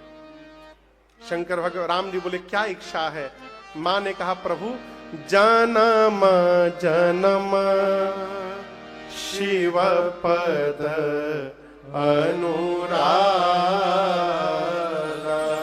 हे नाथ, अगले जन्म में भी मैं बाबा के ही चरणों की दासी बनूं, इसके अलावा मुझे और कुछ नहीं चाहिए। शंकर भगवान बोले ठीक है, आपके पिता का सिर तो अग्निकुंड में जल गया, लेकिन बकरे का सर रखकर उनको जीवित कर दिया गया है। फिर से दक्ष के धड़ पर बकरे का सिर लगाकर जीवित किया गया। शंकर जी बोले अगली बार भी दक्ष की बेटी बना दूं? सती मैया बोली भूल कर भी नहीं प्रभु, दक्ष की बेटी हूं इसलिए शरीर त्याग रही हूं। आप पत्थर की बेटी बना दीजिएगा मुझे स्वीकार है, लेकिन उसकी बेटी मत बनाइएगा। राम जी बोले तथास्तु। इसी कारण सती मैया का अगला जन्म हिमालय के घर में पार्वती मैया के रूप में हुआ। पर्वत की बेटी थी इसलिए पार्वती जी कहलाई। आइए एक बार भाव श्रद्धा के साथ बोलिए पार्वती मैया की जय। मां पार्वती का अवतार होता है। मां थोड़ी बड़ी भई नारद जी पहुंचे एक दिन हिमांचल जी के घर में। जाकर नारद जी भवन में गए तो हिमांचल जी ने स्वागत किया, पूजन किया, पांव पखारा, बिठाया और पार्वती जी को बुलाकर प्रणाम करवाया। नारद जी से हिमांचल बोले मुनिवर आप तो त्रिकालदर्शी हैं, सब जानते हैं, मेरी बिटिया की हाथ की रेखा देखकर तो बताइए इसमें क्या क्या दोष गुण है पार्वती में। नारद जी मां पार्वती का हाथ लिए और देख करके मुस्कुराए, कहे महाराज आप दोष पूछ रहे थे, सुता तुम्हारी सकल गुण खान। आपकी बेटी समस्त सद्गुणों की खान है। इनका नाम लिखिए, उमा, अंबिका और भवानी इनका नाम होगा। आपकी बेटी की सर्वत्र जगत में पूजा की जाएगी। आपकी बेटी का सौभाग्य अखंड बना रहेगा महाराज। ये सतत अपने पति को प्रिय होंगी। आपके बेटी के नाम से संसार की स्त्रियां जीवन में पातिव्रत धर्म का पालन करेंगी। महाराज आपके बेटी के कारण आपको भी यश और कीर्ति की प्राप्ति होगी। जितना बढ़िया बढ़िया था नारद जी बता गए। हिमांचल जी बोले दोष नहीं है कोई बेटी में। एक बार फिर से देखिए, नारद जी दोबारा रीचेक किए, लेकर देखने लगे, बोले महाराज बेटी में तो नहीं है, परंतु इनके जो पति होने वाले हैं उनमें थोड़ा दिखाई दे रहा है। कहिए तो उनका बता दे। हिमांचल जी बोले बताइए। नारद जी बोले नोट करिए, अगुना अमाना मातु पितु हीना। आपके बेटी का पति अगुण होगा। क्या होगा? जोर से बोलिए। अगुण मतलब? हाँ कौन बोला, कौन बोला? क्या बोले भैया? बिना गुण का। यही हिमांचल समझ गए थे। आप जो बोले ना यही हिमांचल। देखिए बात वो नहीं होती जो कही जाती है, बात वो होती है जो सुन के समझ ली जाती है। नारद जी बोले आपके बेटी का पति क्या होगा? अगुण होगा। नारद जी कहना चाहते सत रज तम तीनों गुणों से परे होगा, त्रिगुणातीत होगा। हिमांचल का समझ गए अगुण यानी उसमें कोई गुण नहीं होगा। नारद जी बोले आपके बेटी का पति अमान होगा। अमान यानी मान सम्मान से परे। हिमांचल का समझ गए उसका कोई सम्मान नहीं करेगा। नारद जी बोले उसके माता पिता नहीं है। हिमांचल जी पूछे कब मरे? उसके माता पिता कब मर गए? नारद जी बोले थे ही नहीं तो मरेंगे कहां से? वो प्रारंभ से ही बिना माई बाप के हैं। हिमांचल जी तो सर पे हाथ रख लिए, बोले नारद जी अब बर्दाश्त नहीं हो पा रहा है। नारद जी बोले असली तो भी बताया ही नहीं हूं मैं। हिमांचल बोले अब क्या बचा है बताने को? नारद जी बोले सुनिए, जोगी जटिल अकाम मन नागना मंगल अस स्वामी यही कहाँ मिले परिहस्त आपके बेटी का पति जोगी होगा। जोगी क्या होगा? आपको पता चल जाए कि दूल्हा जोगी है, आप लड़की की शादी करेंगे जोगी से? बोलिए बोलिए, करेंगे? नहीं करेंगे। नारद जी बोले आपके बेटी का पति जोगी होगा, उसकी विशाल विकराल जटाएं होंगी। हिमांचल जी बोले बस करिए बस करिए, अब सुना नहीं जा रहा है। नारद जी बोले असली अभी भी नहीं बताया हूं। हिमांचल जी बोले अब क्या बचा है? नारद जी बोले महाराज कुछ पहनेगा नहीं, नंगा रहेगा, नंगा। नगन अमंगल वेश, अमंगल वेश बनाकर रहेगा वो। हिमांचल जी बोले आप क्या क्या बोल रहे हैं? नारद जी बोले मैं नहीं बोल रहा हूं, आपके बेटी को ऐसा ही पति मिलेगा, इनकी हाथ की रेखाएं ये बता रही हैं। अब दर्शन करिए, नारद जी की दाहिनी ओर पार्वती जी बैठी हैं, अब बाईं ओर हिमांचल मैना बैठे हैं। हिमांचल मैना भी रोने लगे, पार्वती जी भी रोने लगी। हिमांचल मैना तो इसलिए रो रहे हैं, इतनी सुंदर बिटिया के लिए ब्रह्मा जी ने कैसा दूल्हा लिख दिया। अब पार्वती जी सोची नारद जी जो जो लक्षण बता रहे हैं ये सब मेरे भोले बाबा में है, लगता है राम जी से जो वरदान मांगा था राम जी ने मुझे प्रदान कर दिया है। मां गदगद होकर रोने लगी। थोड़ी देर रोने के बाद हिमांचल जी नारद जी से बोले थोड़ा भीतर के कमरे में चलिएगा, मेरे ऑफिस में आप। नारद जी को भीतर के कमरे में ले गए हिमांचल जी। ले जाकर प्रणाम करके बोले नारद जी कोई उपाय है क्या? नारद जी बोले कैसा उपाय? बोले दूल्हा चेंज करने का कोई उपाय है आपके पास? पूजा पाठ जप हवन लेन देन सीताराम जो बोलिएगा हम करने को तैयार हैं, दूल्हा चेंज कर दीजिए। नारद जी बोले दूल्हा तो नहीं बदलेगा, मेरे पिता ब्रह्मा ने आपकी बिटिया के ललाट पर जो रेखाएं खींच दी हैं उसे कोई मिटा नहीं सकता, दूल्हा तो यही बनेगा। लेकिन हम आपको एक बात बताएं, जो जो मैंने दूल्हे का लक्षण बताया है इस पूरे ब्रह्मांड में वो लक्षण केवल एक के भीतर पाया जाता है। अब वो कौन है? भगवान शंकर। यदि हिमांचल जी आपकी बिटिया का विवाह भगवान शंकर से हो गया ना, आपकी बेटी का कल्याण हो जाएगा। हिमांचल जी बोले होगा कैसे? नारद जी बोले जाओ तप करे कुमारी तुम्हारी, जाओ तप करे कुमारी तुम्हारी, भावे में थी सकहि त्रिपुरारी, भावे में थी सकहि त्रिपुरारी, यद्यपि पर अनेक जग माही, यद्यपि पर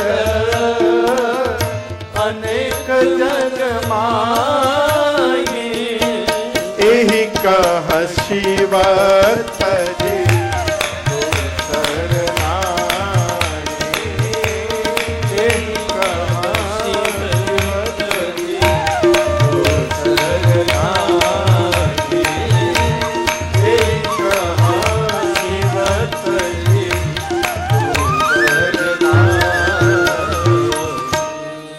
नारद जी ने कहा यदि आपकी बेटी तपस्या करेंगी तो भगवान शंकर इनको अवश्य प्राप्त होंगे। महाराज, संसार में वर तो अनेक हैं, परंतु आपकी बेटी के लिए भगवान शिव को छोड़कर दूसरा कोई वर नहीं है।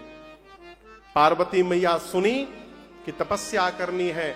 अगले दिन माता पिता को प्रणाम करके वन में जाकर मां भवानी ने हजारों वर्ष तक कठोर तपस्या की। इतनी कठोर तपस्या मां ने की कि आकाशवाणी हुई। आकाशवाणी ने कहा, हे भवानी, यहां देखिए, आकाशवाणी ने पार्वती नहीं कहा, उमा नहीं कहा, क्या कहा? बोलिए, भवानी। पार्वती जी अभी भवानी नहीं है। भवानी किसको कहते हैं? शंकर जी का नाम है भव।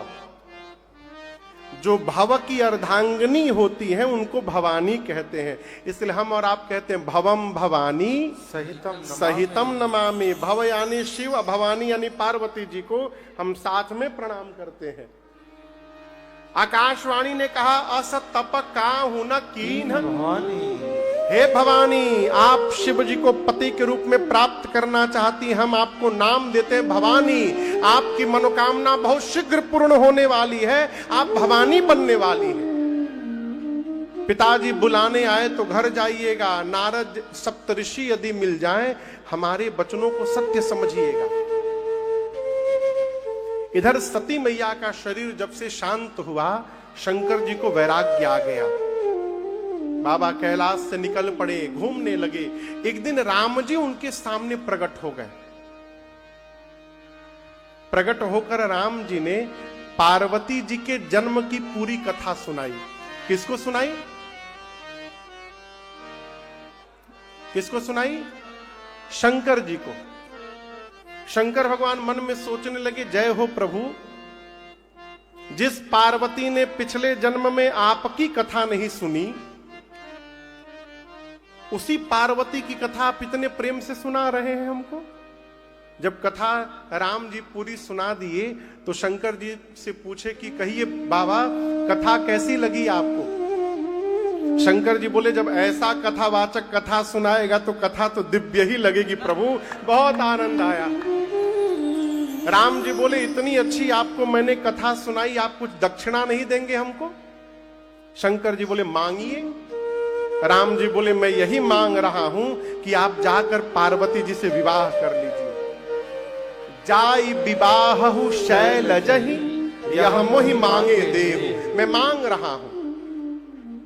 शंकर जी बोले, प्रभु उचित तो नहीं है ये आप जो मांग रहे हैं, लेकिन यदि आपने कह दिया है तो आपकी आज्ञा सिरोधार्य है। मैं वचन देता हूं, आपको मैं विवाह करूंगा। राम जी अंतर ध्यान हो गए। शंकर भगवान सोचे, पिछले जन्म में पार्वती ने मेरे भगवान की परीक्षा ली थी। अब इस जन्म में मैं जब तक इनकी परीक्षा नहीं लूंगा, मैं विवाह नहीं करूंगा। तो उनकी निष्ठा का पता लगाने के लिए बाबा ने सप्तऋषियों को भेजा। वन में सप्तऋषि गए, मां पार्वती के पास जाकर पूछे, क्या कर रही हैं आप जंगल में भवा पार्वती जी? के ही अवर आधहु का तुम चहु, हम सन सत्य मरम किन कहु। आप सत्य सत्य बताइए, किसकी प्रार्थना कर रही है, क्या चाहती हैं जंगल में? पार्वती जी बोली, अब देखिए ना, अपने गुरुजी नारद जी की बात मान करके मैं असंभव को संभव करना चाहती हूं। मैं शंकर जी को पति के रूप में प्राप्त करना चाहती हूं। सप्तऋषियों ने पहला प्रहार नारद जी पर किया, गुरु जी पर। बोले, आप अपने गुरु जी नारद जी की बात मानकर घर बसाना चाहती हैं, लेकिन आपको पता है जिसने जिसने नारद जी की बात मानी उसका घर बसा नहीं, उजड़ गया। जो जो नारद जी के चक्कर में फंसा उसका घर बर्बाद हो गया, और आप उनकी बात मानकर घर बसाना चाहती हैं। पार्वती जी के गुरु जी की निंदा की सप्तऋषियों ने, मां मौन रही। सप्तऋषि बोले, इससे काम नहीं बना, एक काम करो, इनके पिताजी की निंदा करो। सप्तऋषि बोले आपका दोष नहीं है, आप हिमालय की बेटी है ना, जिस प्रकार आपके पिता जड़ है उसी प्रकार आपकी बुद्धि भी जड़ हो गई है। मां ने फिर कुछ नहीं कहा। मुनियों ने कहा अच्छा चलो शंकर जी की निंदा करो। बोले अच्छा ये बताओ आप शिव जी के बारे में कुछ जानती हैं? भीख मांग के खाते हैं। कौन? शंकर। भीख मांगी भव खाए, जो स्वयं भिक्षा मांग के खाता है आपका पेट कहां से भरेगा? इस पर भी मां ने कुछ नहीं कहा। अब मुनियों ने मां के सामने विकल्प ला के रख दिया। बोले देखिए पार्वती जी, हम आपके लिए बहुत सुंदर एक रिश्ता लेकर के आए हैं, उनमें कोई दोष नहीं है, अब बड़े सुंदर है। कौन? वैकुंठाधिपति भगवान श्री हरि। यदि आप हां कहिए तो हम आपके शादी की बात उधर चला सकते हैं। अब मां ने अपना मुख खोला। मां ने कहा देखिए आपने कहा कि गुरु जी की बात मानूंगी नारद जी की तो मेरा घर उजड़ जाएगा। मेरी बात अब आप सुनिए, मेरा घर उजड़े चाहे बसे, मैं अपनी गुरु जी की आज्ञा की अवहेलना करने वाली नहीं हूं। और आप कह रहे हैं कि महादेव अवगुण भवन अब विष्णु सकल गुण, जेहि कर मन रम जाहि सन तेहि सन का। आप कहते हैं कि विष्णु भगवान बड़े सुंदर हैं, शंकर जी में इतनी कमी है, लेकिन आप लोगों ने आने में विलंब कर दिया। मां की निष्ठा जब मुनियों ने देखी तो जय जयकार करके सप्तऋषि गण कैलाश पर भगवान शिव जी के पास गए और जाकर जैसे मां की निष्ठा के बारे में बताएं, बाबा इतने प्रसन्न हुए फिर समाधि में चले गए। कहां चले गए? समाधि में। पिछली बार गए थे तो कितने दिन में आए थे? फिर गए। अब कहिए कहीं अपना रिकॉर्ड ही तोड़ के ना आवे। फिर बाबा समाधि में गए और इसी बीच एक दैत्य ने जन्म लिया जिसका नाम था ताड़कासुर। क्या नाम था? ताड़कासुर तपस्या करता है, कठोर तपस्या। ब्रह्मा जी वरदान देने गए, मांगा मैं मरूं नहीं। ब्रह्मा जी बोले मरना तो पड़ेगा बेटा, कुछ और मांगो। अब लगा दिमाग लगाने कैसे न मरूं, तो सोचा कि शंकर जी समाधि में हैं, कब आएंगे पता नहीं। आ भी गए तो पत्नी है ही नहीं, बेटा कहां से होगा। तो वरदान मांगा कि शंकर भगवान के तेज से जो संतान जन्म ले वही मुझे मारे। ब्रह्मा जी बोले तथास्तु। वरदान पाकर लगा देवताओं को त्रास देने। इंद्रादिक देवता पहुंचे ब्रह्मा जी के पास। जाकर इंद्र ने पूछा ब्रह्मा जी से, कौन सा वरदान दे दिया है आपने, मरी नहीं रहा है वो। ब्रह्मा जी बोले आप लोगों से मरेगा भी नहीं, ऐसा ऐसा वरदान मांगा है, शंकर जी के पुत्र के हाथों मरेगा। इंद्र बोले पुत्र, उनकी पत्नी नहीं है तो बेटा कहां से होगा। ब्रह्मा जी बोले देखिए शादी के लिए कन्या तो तैयार है, आप लोग बस दूल्हे को तैयार करिए, समाधि से उनको बाहर निकाल लीजिए। इंद्र बोले ब्रह्मा जी ताड़कासुर तो बाद में मारेगा, जो उनको समाधि से जगाने जाएगा वो पहले मार डालेंगे उसको। ब्रह्मा जी बोले आप लोग न जाइए, कामदेव को बुला करके विदा करिए। कामदेव का आवाहन हुआ, आए। सुरन कही निज विपत्ति सब, सुनि मन कीन्हा विचार। संभ विरोधन कुशल मोहि, बेहसी कहेउ असमार।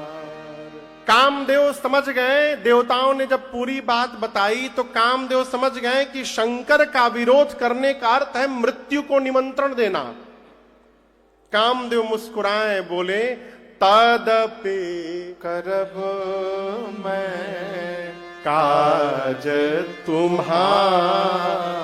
कोई बात नहीं, भले मैं मर जाऊं लेकिन मैं आप सबका काम करूंगा। क्यों? श्रुति कह परम धर्म उपकार। उपकार परम धर्म है, मैं आपका काम करूंगा। किसने कहा? कहां पर ये बात चल रही है?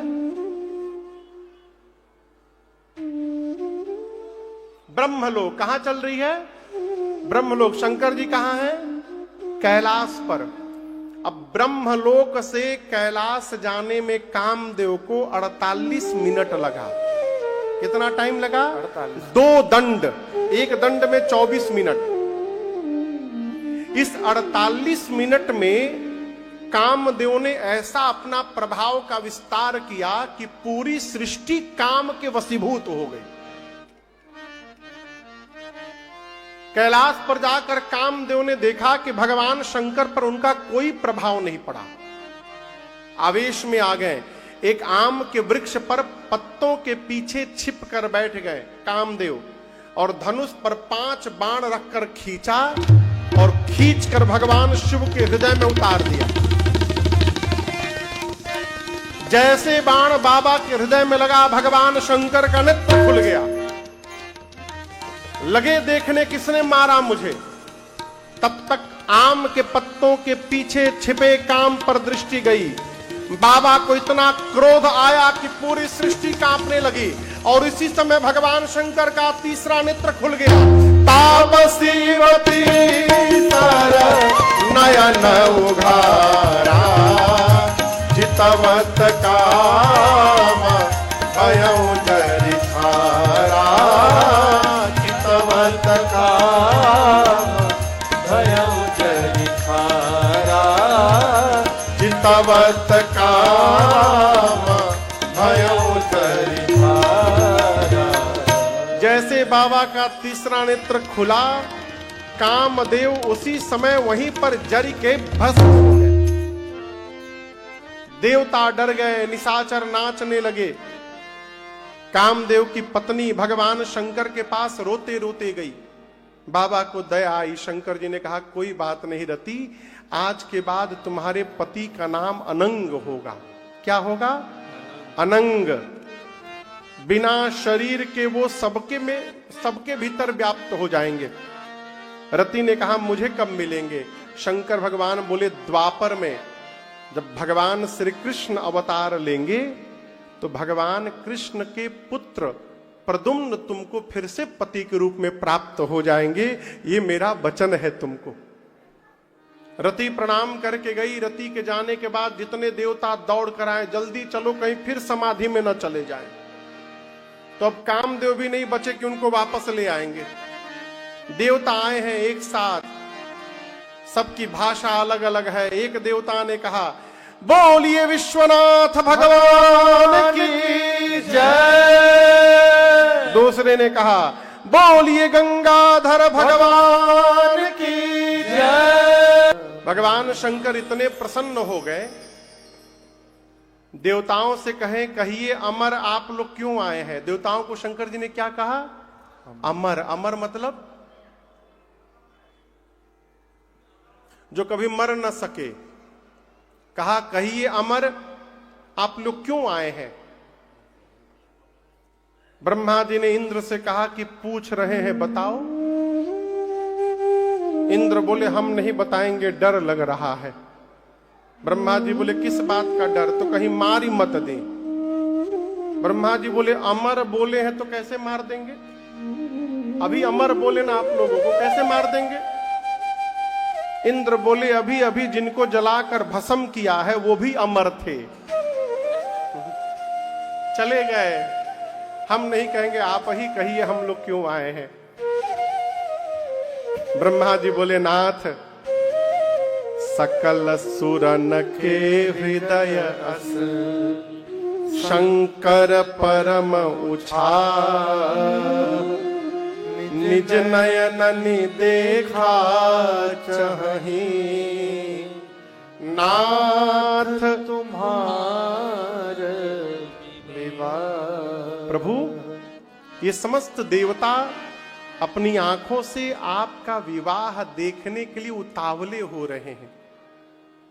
आपने राम जी को वचन भी दिया है कि आप विवाह करेंगे, कहिए क्या आज्ञा है।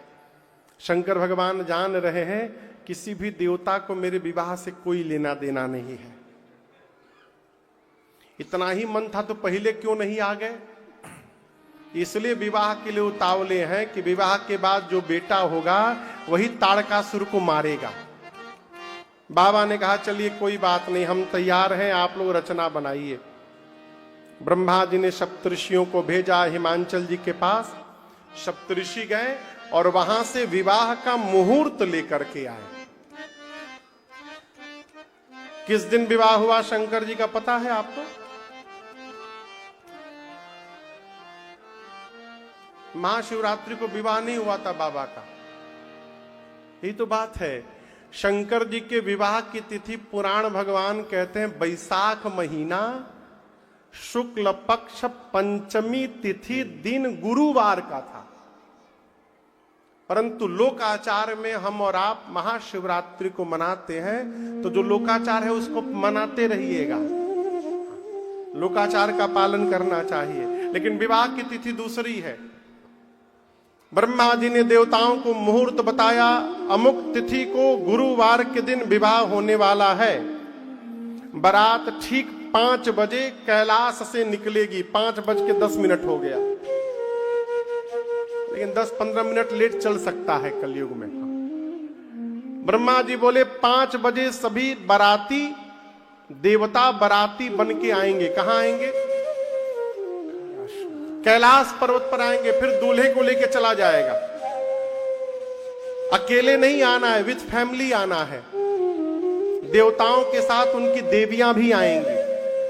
अब विशेष नोट में लिखा था कि दूल्हे की ओर से किसी भी प्रकार की गाड़ी का बुकिंग नहीं हुआ है।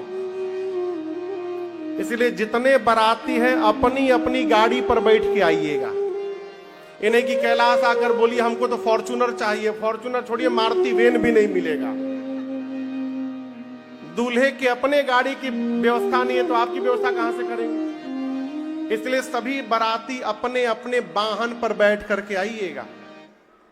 देवता अपने लोक गए। विवाह का दिन आ गया। और आपको एक बड़े आनंद की बात बताऊं, सामान्य विवाह में एक कार्यक्रम होता है, संगीत का कार्यक्रम होता है ना। यहां कोलारस में होता है। किसके घर होता है? बोलिए। मैरिज हॉल में होता है, दूल्हे के घर में और दुल्हन के घर में। लेकिन शंकर भगवान का विवाह ब्रह्मांड का एकलौता विवाह ऐसा है जहां दूल्हे के घर में कोई संगीत का कार्यक्रम नहीं, सारा संगीत का कार्यक्रम बारातियों के घर में चल रहा है। गोस्वामी जी कहते हैं देवताओं के यहां अप्सराएं नृत्य कर रही हैं, वाद्य बज रहे हैं, सभी देवता अपना मेकअप किए हैं। 3-3 महीने से फेशियल चल रहा है देवताओं का। अपने को सजाने के बाद सब अपनी अपनी गाड़ी सजा रहे हैं। वाहन विविध विमान। इंद्र चलते हैं ऐरावत हाथी पर, सफेद रंग का हाथी। इंद्र अपने ऐरावत को और चमका रहे हैं, शैंपू लगा के नहला रहे हैं। वही यमराज अपना काला भैंसा लेके आ गए। इंद्र का वाहन देखे इतना गोरा, अब मेरा वाहन काला। वो लगे अपने भैंसे को रगड़ने। इंद्र बोले कितनों रगड़ोगे, ये गोरा होने वाला नहीं है। सब अपने अपने वाहन को सजा रहे हैं। विष्णु भगवान गरुण जी को नहला करके उनमें सुंदर रंग की चांदनी उड़ा रहे हैं, माला पहना रहे हैं। कुबेर के पास हवाई जहाज है, पुष्पक विमान। वो पुष्पक विमान में लड़ियां लटका रहे हैं। लेकिन किसी को चिंता नहीं है कि जिसके विवाह में जाना है उनको कौन सजाएगा। 3 बज गया है, बारात कब निकलेगी? बाबा आराम से बैठे कैलाश में। बाबा के 2 गण हैं, नंद भृंगी और श्रृंगी, दोनों परेशान। बोले प्रभु कोई भी देवता आपको सजाने आज नहीं आया। शंकर भगवान बोले देखो देवता आ भी जाएंगे तो मुझे सजा नहीं पाएंगे। गण बोले क्यों प्रभु? शंकर जी बोले मेरा श्रृंगार वही कर सकता है जो मेरे भाव को समझता है। और शंकर का भाव उनके गणों को छोड़कर दूसरा कौन समझता है। इसलिए आप जितना सुंदर मेरा श्रृंगार करेंगे कोई नहीं करेगा। गुड्डू भैया, यदि आप शंकर जी के गण होते, मान लीजिए, और शंकर जी आपसे कहते कि आप मेरा श्रृंगार करिए, तो ये बात सुनकर आप प्रसन्न होते कि उदास? प्रसन्न हो जाते ना। लेकिन शंकर जी के गण उदास हो गए। काहे उदास हो गए? जो कभी लाइफ में अपना मेकअप न किया हो, वो दूल्हे का मेकअप कैसे करेगा हो? जैसे बाबा रहते हैं वैसे बाबा के गण। शंकर भगवान एक शिला पर बैठ गए और भगवान शिव के गण उनका श्रृंगार प्रारंभ करते हैं। यजमान परिवार कहां है आज के? यजमान परिवार में से लोग कहां हैं? कोई एक व्यक्ति आके पट उठा दे। ये पट है ना, पट उठा दीजिए। गण लोग कहां है? बारात की तैयारी चल रही है अभी।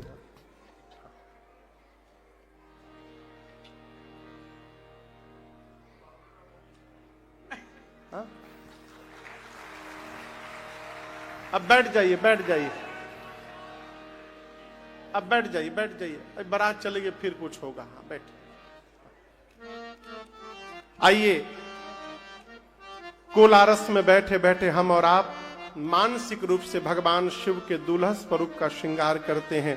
गोस्वामी जी कहते हैं, शिव ही शंभु गण करहि श्रृंगारा, शिव ही शंभु गण करहि श्रृंगारा, जटा मुकुट अहि मोरु सवारा, जटा मुकुट अहि मोरु सवारा, कुंडल कंकन पहिरे प्यारा, कुंडल कंकन पहिरे प्यारा, तन विभूति पट के हरि छाला, तन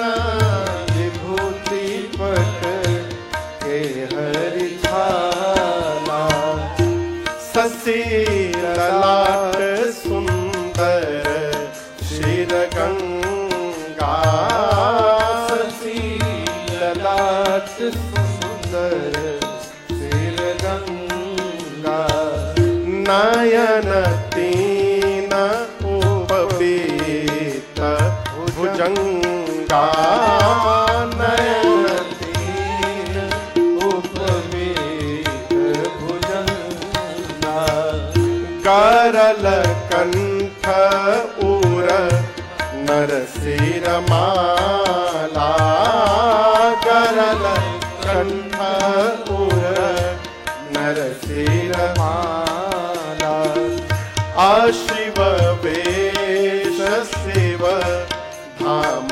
कृपाला, शिव वेश शिव धाम कृपाला, कर त्रिशूल डमरू विराजा, कर त्रिशूल डमरू विराजा, चले बसह चढ़ी बाजहि बाजा, चले बसह चढ़ी बाजहि बाजा, चले बसह चढ़ी बाजहि बाजा। बाबा एक शिला पर बैठ गए और बाबा के गण उनका श्रृंगार प्रारंभ किए। गण ये समझ नहीं पा रहे कि कहां से प्रारंभ किया जाए, तो गणों की सबसे पहली दृष्टि भगवान शिव की जटाओं पर गई। क्रोध के कारण काम दहन के समय जटाएं बिखर गई थी। गणों ने कहा इनको पहले समेट के ठीक किया जाए। जटाओं को लपेटा, समेटा और ऐसा समेटा कि जटाओं ने मुकुट का आकार ले लिया। जैसे मुकुट का आकार हुआ, एक गण बोला दूसरे से, बस इसको छूना मत, टोपी का काम खत्म। ये दूल्हे का टोपी हो गया। एक ने कहा केवल टोपी पहनने से बाबा दूल्हा थोड़ी बन जाएंगे।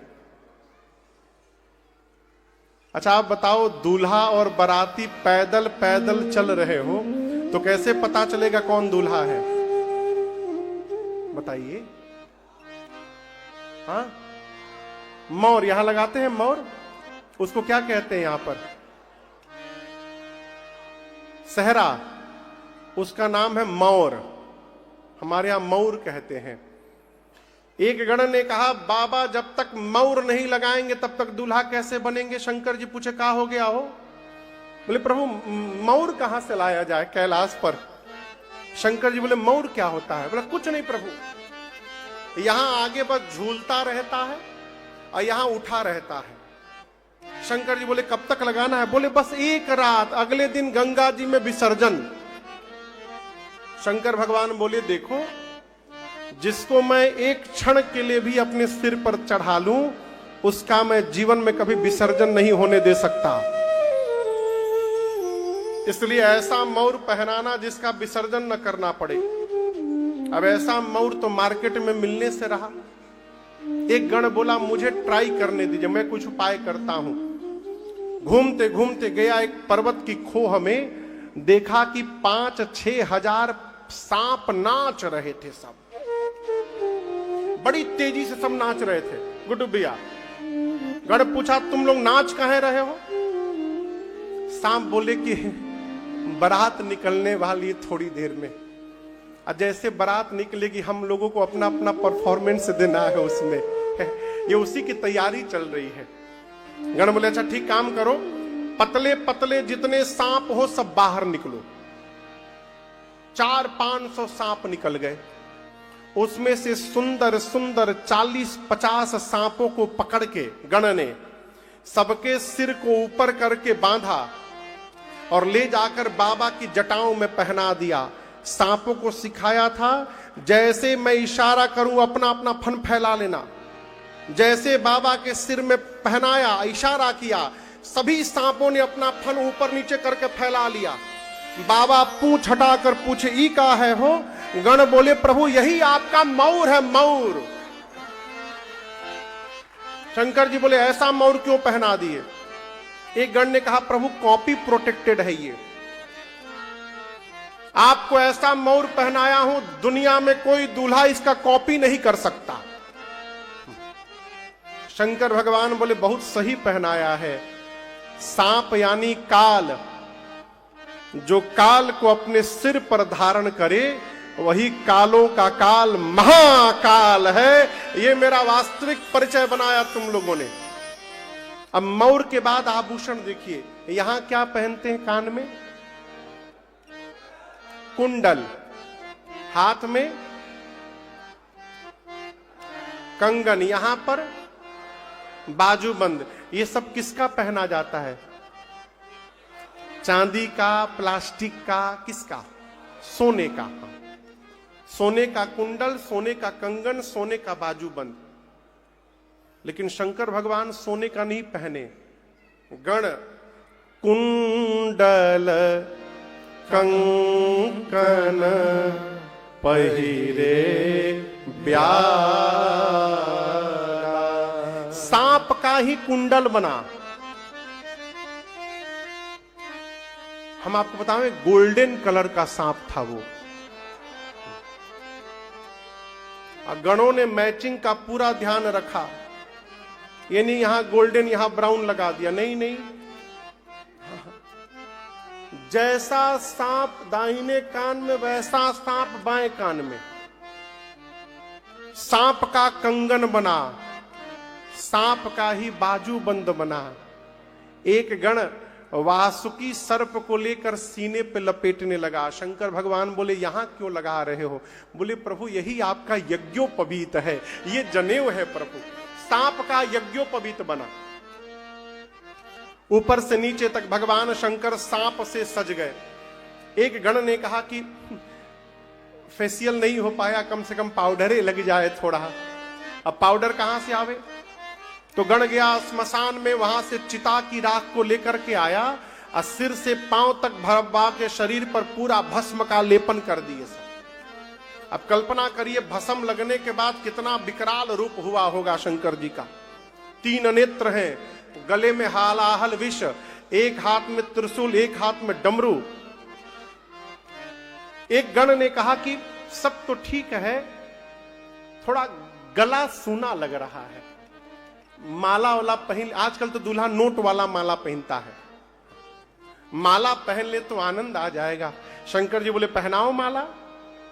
गण बोले माला तो पहना देंगे, लेकिन डर है कि वहां तक जाते जाते पुष्प न कुम्हिला जाएगा, मुरझा जाएगा। अब दूल्हा मुरझाए हुए फूल का माला पहनेगा, कैसा लगेगा? शंकर जी बोले तब दूसरा कोई उपाय करो। एक एक गण ने कहा प्रभु हम एक ऐसी माला बनाना जानते हैं जिसकी लाइफ टाइम गारंटी है, मुरझाएगा ही नहीं वो। शंकर जी बोले वही माला ले आओ। गया स्मशान, 40-50 खोपड़ी उठाया, कंकाल नरमुंड, एक पतले लंबे सांप में सभी खोपड़ियों को डाला, सांप का सिर पूंछ बांधा, अब बाबा के गले में लाकर खोपड़ी की माला पहना दिया। शंकर जी पूछे ये का है हो? गण बोले प्रभु एक बार देखिए, आप कभी भी देखिएगा हंसता हुआ नूरानी चेहरा दिखाई पड़ेगा इसका। ये कभी उदास तो होगा ही नहीं, हमेशा मुस्कुराता खिलखिलाता हुआ दिखाई पड़ेगा। खोपड़ी की माला बाबा पहन लिए। पूरे आभूषण में केवल 2 ही सुंदर हैं। कितने? कौन कौन पता है? शशि ललाट, सुंदर सिर गंगा। गंगा जी और चंद्रमा जी को छोड़कर जितने आभूषण बाबा लगाए हैं भगवाने मालिक हैं। एक हाथ में त्रिशूल और दूसरे हाथ में डमरू लेकर जब बाबा खड़े हुए तो शंकर भगवान तो अपना श्रृंगार देखकर गदगद हो गए, परंतु बाबा के गण उदास हो गए। शंकर जी पूछे क्या हुआ? गण बोले प्रभु आप कुछ पहने नहीं है प्रभु आज। शंकर जी बोले कब पहनता हूं मैं तो ऐसे ही रहता हूं। गण बोले प्रभु यहां हम लोग हैं, केवल कोई बात नहीं, जैसे मन करे वैसे रहिए, लेकिन दूसरे के नगर में जाना है, इस तरह आप जाइएगा बवाल हो जाएगा वहां पर, आप कुछ पहनिए। बाबा बोले क्या पहने? एक गण बोला जिस पर बैठते हैं आप उसी को लपेट देते हैं। बाघंबर उठाया, कमर पे लपेटा, और लपेट के गण जैसे पीछे हटा वो खुल के गिर गया। 4-5 बार गणों ने ट्राई किया, वो बार बार खुली जाए। एक गण बोला मैं कोई उपाय करता हूं, लगा घूमने। घूमते घूमते कोने में जाकर देखा, डोरा जानते हैं आप लोग? डोरा, डोरा मतलब धागा। हाँ, एक पतला डोरा जैसा सांप बड़ी तेजी से नाच रहा था, जैसे मानो कोई इलेक्ट्रिक का शॉक दे दिया हो उसको, पूरा शरीर उसका कांप रहा है। गण ने पूछा तुम इतना हिल क्यों रहे हो? वो बोला कि बारात निकलने के बाद पहला परफॉर्मेंस मेरा ही है, एकदम फाइनल रिहर्सल में चल रहा हूं मैं। गण उसको 2 मिनट देखा, बोला तुमसे नहीं हो पाएगा। बोला क्या नहीं हो पाएगा? मैं बाबा के लिए कुछ भी कर सकता हूं। गण ने कहा तुम इतना हिल रहे हो, जहां तुमको ड्यूटी पे मैं लगाने आया हूं वहां का पहला कंडीशन है हिलना मना है। तुम इतना हिल रहे हो कैसे करोगे? बोला मैं बिल्कुल नहीं हिलूंगा। गण उस सांप को उठाया, बाबा के कमर में बाघंबर बांधा और उसी सांप से बांध दिया और कहा बाबू जब तक बाबा रिटर्न ना आ जाए विवाह करके हिलना मत यहां से। क्यों? तुम हिले कि ये खुल के गिरा। सांप बोला बिल्कुल नहीं हिलूंगा। बाबा तैयार। तब तक बाबा की सवारी नंदी महाराज आ गए। बाबा नंदी पर बैठ गए। बाबा, नंदी, भृंगी और श्रृंगी। अरे कर त्रिशूला अरुका मारो विराजा, कर त्रिशूला अरुका मारो विराजा, चले